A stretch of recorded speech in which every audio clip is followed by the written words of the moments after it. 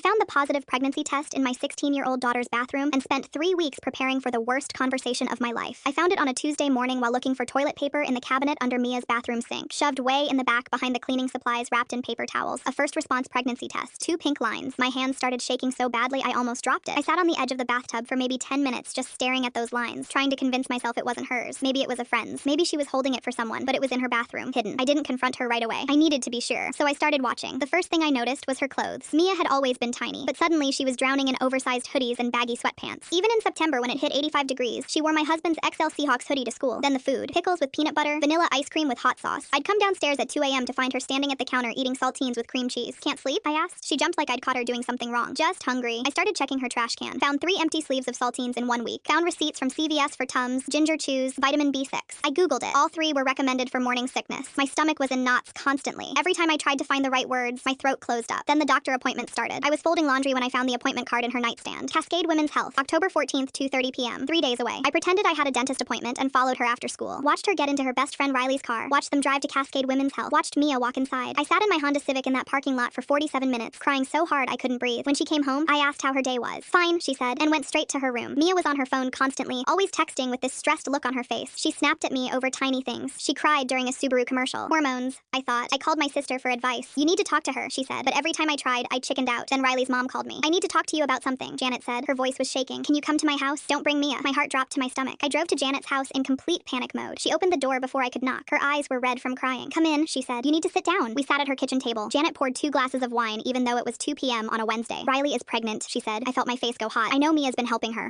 No, Janet interrupted. You don't understand. Riley's boyfriend is 23. He's been arrested for statutory rape. Riley is terrified of her father finding out because he'll kill her. Literally. She's been sleeping in my car in our garage for 2 weeks. I just stared at her. Mia has been the only person helping Riley through this, Janet continued. She went to the doctor with her. She bought prenatal vitamins with her allowance. She's been researching adoption agencies. My brain felt like it was short-circuiting. The pregnancy test, I said slowly. In Mia's bathroom. Riley took it at your house because she couldn't risk taking it at home. The hoodies. The weird food. Riley's been wearing Mia's clothes because she's showing. The food, Janet's voice cracked. Riley has hyperemesis. She can only keep down certain combinations. Mia's been researching what works and making her snacks. Every single piece of evidence I'd collected suddenly rearranged itself in my head like a puzzle I'd been assembling wrong. The CVS receipts weren't for Mia. The doctor appointments weren't for Mia. The crying, the stress, the secrecy. None of it was because my daughter was pregnant. It was because my daughter was trying to save her best friend's life. Where is Riley now? I asked. Upstairs. I went upstairs. Riley was sitting on the floor of Janet's guest room, wearing one of Mia's hoodies, holding one of the Ginger Chews I'd seen on the CVS receipt. She looked up at me with terrified eyes. I'm sorry, she whispered. I sat down next to her. You have nothing to apologize for. We got Riley into a safe house that night. Her father was arrested 2 days later. Riley decided on adoption, and Mia went with her to every single appointment. I never told Mia I thought she was pregnant, but last week, I was putting away laundry in her bathroom and found that pregnancy test still hidden behind the cleaning supplies. I left it exactly where it was.